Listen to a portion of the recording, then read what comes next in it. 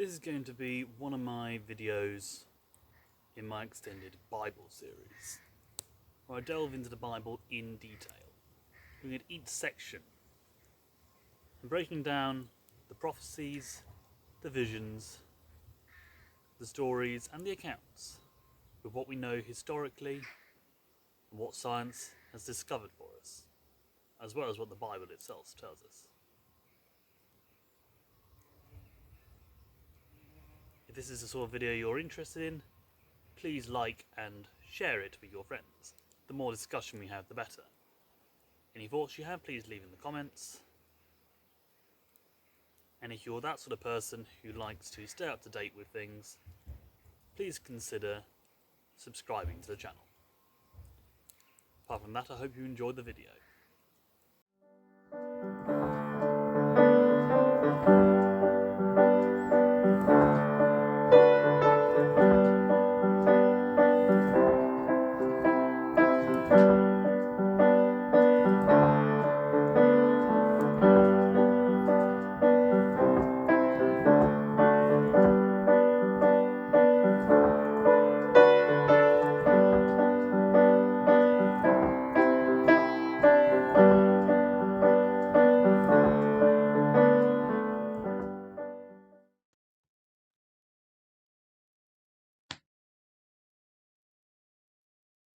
Anyone who has siblings knows it's almost a guarantee you're going to have fights. My sister-in-law was once told that having 3 children would mean they wouldn't fight, which it was all a good laugh on the family WhatsApp group. This can get into simple little tricks and pranks, squabbles, and Lord knows what else. Granted, very, very few modern sibling rivalries go to the point of selling the favourite child into slavery, though I'm pretty sure that has crossed the mind of many a sibling. But this is the situation with Joseph and his brothers when they finally meet again in Egypt. It's a delicate situation to be sure, but since Joseph was in a position of power, it's rather like looking down on a childhood bully as their boss or CEO. This makes for a riveting read in many books, and the Bible is no different. So in this video, I will be examining the interaction between Joseph and his brothers, and also their father. The questions I'll be asking here are: does Joseph use his powers over them? And how does he do it? Are there any residual feelings from the past? How does this get resolved in the end? I've said many times that writing would have been well established at this point in history, and this is reflected in the text, since Joseph was said to have kept records, or at least tried to keep records, of the grain being stored up, thus proving writing was well established and used for administrative purposes. It's possible they were also stored in libraries of some sort, historical references, and therefore would have been found by later generations. This heavily implies that the story of Joseph and his brothers is a written account based off historical records. Since Moses was born only a few generations later, it's more than likely the records survived until that time. Whether this was written by Moses himself or copied by a scribe is unclear, but I can't see any reason that this account is false from a writing standpoint. This all kicked off with the 7 years of famine that Joseph had handily predicted thanks to Pharaoh's dreams. It didn't just affect Egypt, but much of the region we refer to as Arabia, which includes Canaan. Thanks to Joseph's interpretations, he was able to stop grain and food during the times of plenty that preceded the famine. He opened up these stores and rationed it out to all who came to his door. And news of this spread to all lands around the Mediterranean Sea, or at least certainly within the Egyptian range. When Jacob learned that there was grain in Egypt, he said to his sons, "Why do you just keep looking at each other?" He continued, "I have heard that there is grain in Egypt. Go down there and buy some for us, so that we may live and not die." Jacob and his sons were nomadic shepherds, and so didn't rely on grain as much as the farmers did. But they and their livestock still needed food, and in such a drought, the animals would have struggled to find enough sustenance. Even though they would most likely had donkeys from all areas of the land, and possibly camels from Abraham's visits, it's very unlikely their animals would survive unless they had some grain. And it wasn't unheard of for nomads to go to Egypt in times of hardship, Abraham himself having done something similar. So Jacob instructs his bemused sons to go and purchase some grain from the Egyptians so they could survive. So the 10 eldest sons took their pack animals and joined the procession. Upon arriving, they presented themselves to the governor, who happened to be Joseph, and asked him for some grain. Although Joseph recognized his brothers, they did not recognize him. Then he remembered his dreams about them, and he said to them, "You are spies. You have come to see where our land is unprotected."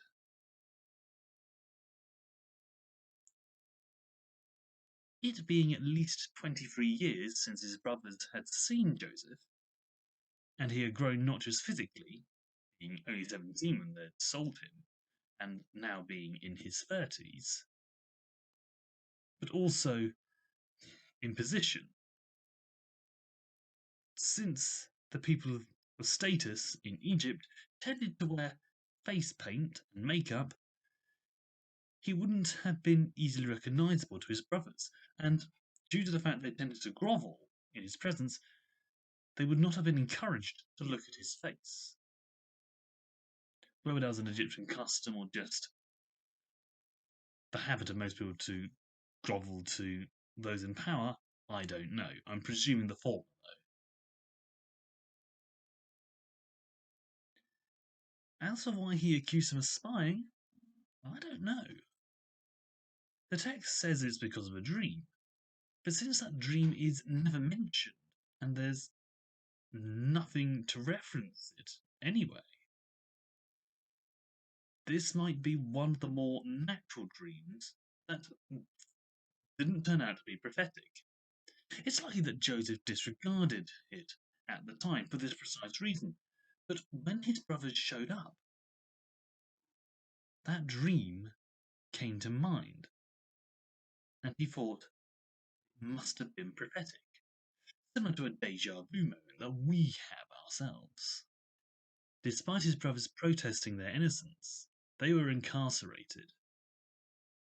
It sounds like Joseph spent that time considering his dream, looking for signs that it was true, and therefore verify that the dream was prophetic. Perhaps he found one and decided to test his brothers. On the third day, Joseph said to them, "Do this, and you will live, for I fear God. If you are honest men, let one of your brothers stay here in prison, while the rest of you go, take grain back for your starving household. But you must bring your youngest brother to me, so that your words may be verified, and that you may not die." This they proceeded to do. I mentioned last time about the signs that people looked for to judge if a dream was prophetic or not. With Joseph, that was pretty easy in a couple of cases. For example, in the dream that the baker and the cupbearer had, there was a time period and an event. Granted, neither could stop them, but it gave credence to this particular dream being talked about. Could have mentioned that they had killed Benjamin and were lying about Joseph, who was back at home. You may think, what's for that everyone would have known, or how could anyone have known? Child mortality was high in those days, and the house of Jacob would have been notable enough for news of his many sons to have reached as far as Egypt. So it's not hard to see how such a story can be contrived and covered by well answered questions. If they sold Joseph into slavery for being the favourite son, why not kill the other child and the favourite wife? The sons of Jacob have done terrible things in the past. So he asked them to bring Benjamin to Egypt. Being God-fearing folk themselves, the brothers wondered if this was their punishment for what they had done to Joseph. They said to one another, "Surely we are being punished because of our brother. We saw how distressed he was when he pleaded with us for his life. But we did not listen. That is why this distress has come on us." Reuben replied, "Didn't I tell you not to sin against the boy? But you wouldn't listen. Now we must give an accounting of his blood."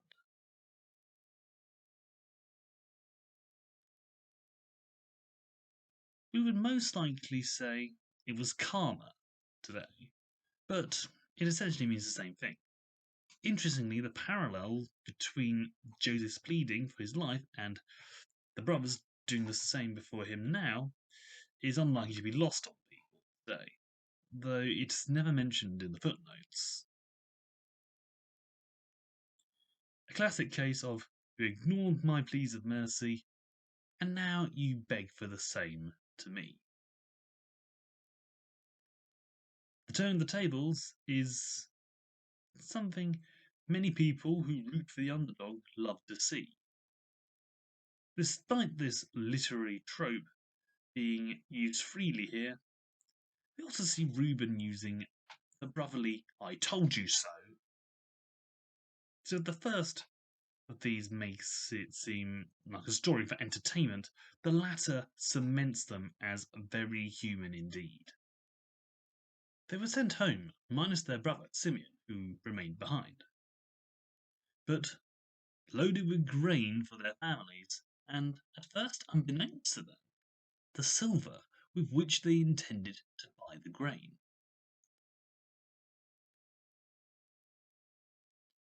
As they were emptying their sacks, there in each man's sack was his pouch of silver. When they and their father saw the money pouches, they were frightened. This is slightly confusing, but if one pays attention to the fact Joseph understood his brother's conversation in the last quote, we can see that it moved into tears. This suggests he refused to take his brother's money. Since they didn't know about this, they were afraid when they found the silver in their sacks. I originally took this to mean they are honest traders, and whilst, like any businessman, they want the best deal possible, they also can't accept a price that low. It also implies that it was considered bad luck amongst tradesmen of the time not to pay for the items they had purchased in an honest transaction. But it's quite possible they were afraid that the governor had taken their brother as payment instead of their money. For all we know, the business idea could be to whittle them down till all of them were in slavery and no one could feed their families.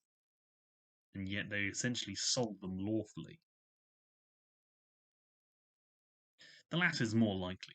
The first is an interesting idea, nevertheless. When they needed to return to Egypt for more grain, Jacob was reluctant to send Benjamin with them. Even when they convinced him, he insisted on them bringing goods from the lands of Canaan to the governor, hopefully to reduce the effect of the governor's wrath on them and hence get both brothers back, not just Benjamin, but also Simeon, who was in custody at the time. Joseph, upon seeing his little brother, Benjamin, invited them into his house for lunch.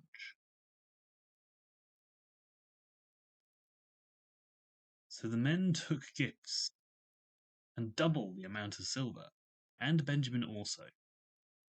They hurried down to Egypt and presented themselves to Joseph. When Joseph saw Benjamin with them, he said to the steward of his house, "Take these men to my home, slaughter an animal, and prepare a meal. They are to eat with me at noon." A grand gesture, and not one to be overlooked, especially as they were lowly Hebrews in Egypt. I myself have been subjected to a great many meals at the courtesy of many parish members, and I fully understand that hospitality is not something to overlook. I'm guessing this was Joseph's way of apologizing for the accusation of spying and showing them they had nothing to fear. The brothers, who thought they were going to be mugged, are reassured and reunited with their brother Simeon, further cementing bonds of friendship and honest deals between them and the governor. They were given food, with Benjamin getting the lion's share, again as a sign of goodwill. All of this, however, leaves me totally confused as to why Joseph would do what he did next. Now Joseph gave these instructions to the steward of his house. Fill the men's sacks with as much food as they can carry, and put each man's silver in the mouth of his sack. Then put my cup, the silver one, into the mouth of the youngest one's sack, along with the silver for his grain. And he did as Joseph said. As the morning dawned, the men were sent on their way with their donkeys. They had not gone far from the city when Joseph said to his steward, "Go after those men at once, and when you catch them, say to them, 'Why have you repaid good with evil? Isn't this the cup my master drinks from, and also uses for divination? This is a wicked thing you have done.'" One of my pet hates is blaming someone for something they are not responsible for. This is similar to this, only it's planting evidence on someone, which makes it easy to assume guilt. I can't understand why Joseph would do that. He had cried over seeing his little brother, so why would he frame him? It could be he wanted him to stay, and decided the best way to ensure that would be to have him as a slave in his household, or he wanted to rebuke his elder brothers for the mistreatment of him. But I'm still at a loss for this. I have no answers, and it makes little sense. Andrew Lloyd Webber wrote a brilliant song to describe what happened next in Benjamin Calypso. All the brothers returned, and Judah offered them all up as slaves for Benjamin's safe return. "What can we say to you, my lord?" Judah replied. "What can we say? How can we prove our innocence? God has uncovered your servant's guilt. We are now my lord's slaves, we ourselves and the one who was found to have the cup." This surprised Joseph, who only intended to keep Benjamin, and insisted the others return home. This implies the first of my theories is possibly correct, that he wanted to keep Benjamin a slave, but it still doesn't explain the reasoning. The fact that his brothers are willing to give themselves in Benjamin's place still caught him off guard. Judah explains about their father asking for Benjamin to return home, and explained that if they didn't, it would mean their father would die a sorrowful man. This showed Joseph that his brothers were changed men, and in his emotion, he revealed himself. Joseph said to his brothers, "I am Joseph. Is my father still living?" But his brothers were not able to answer him, because they were terrified at his presence. I once saw a lad who had bullied me mercilessly at school when I was in sixth form.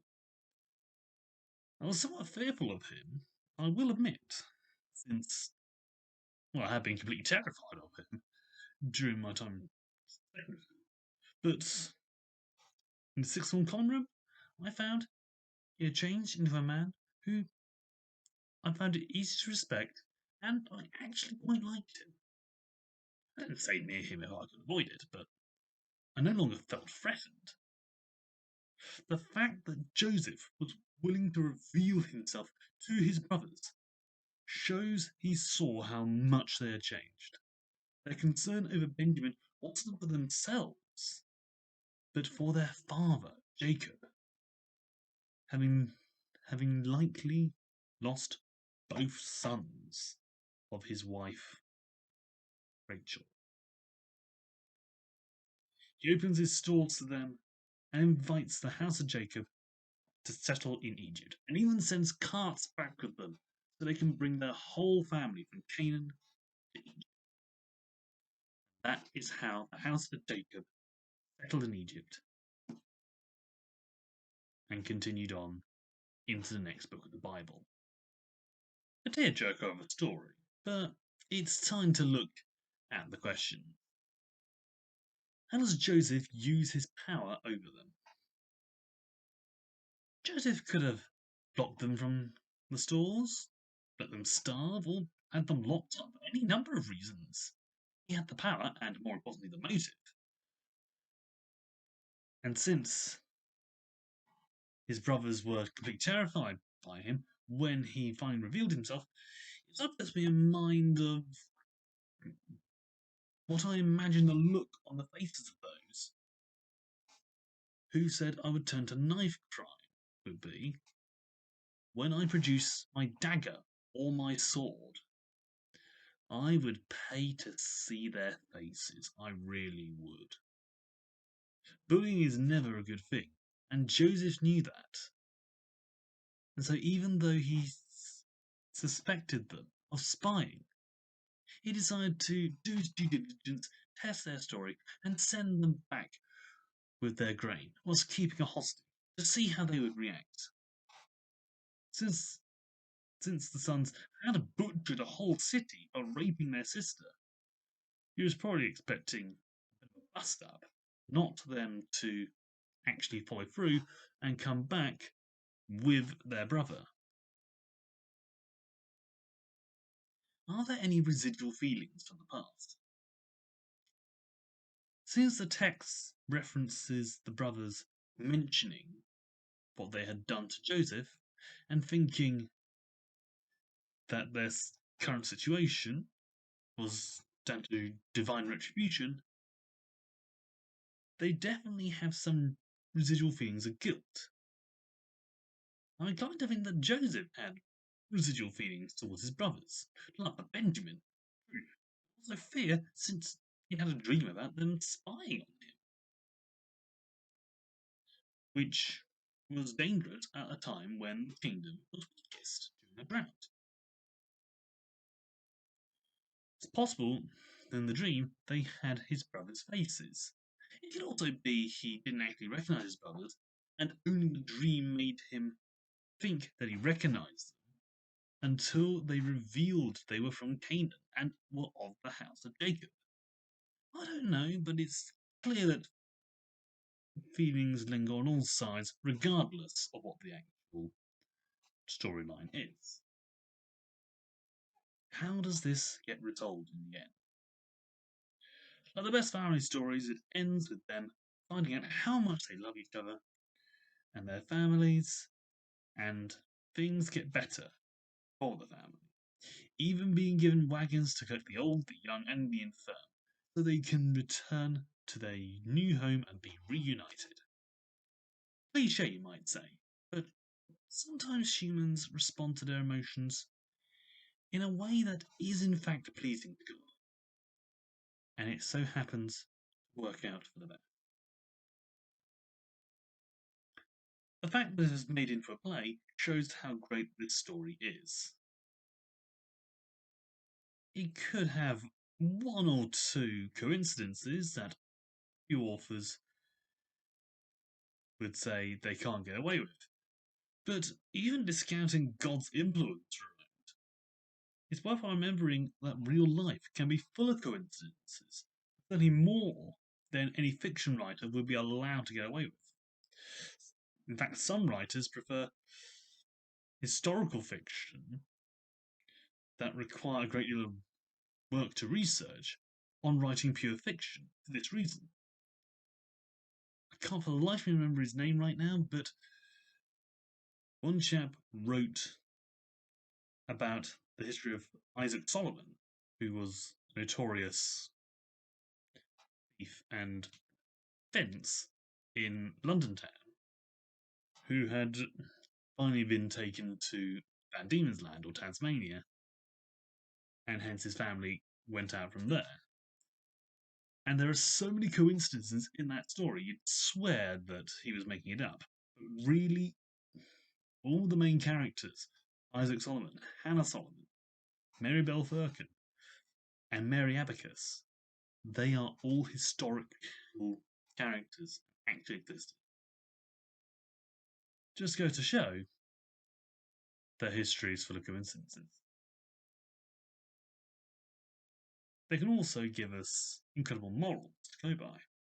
I don't know what Webber and Rice had in mind with the moral of Joseph and the Amazing Technicolor Dreamcoat, but if I was to put a moral on it, I'd say it's best to be kind to people you have power over, because one day they might have power over you.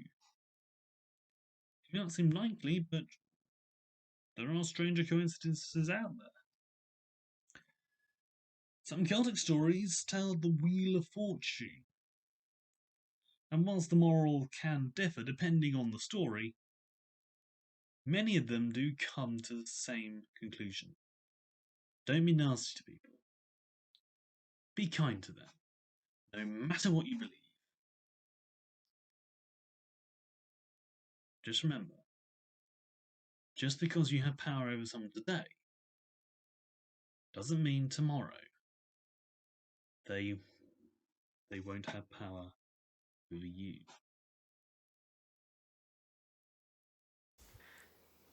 Hope you enjoyed this video. Please feel free to leave your thoughts in the comments below. Like, share and subscribe.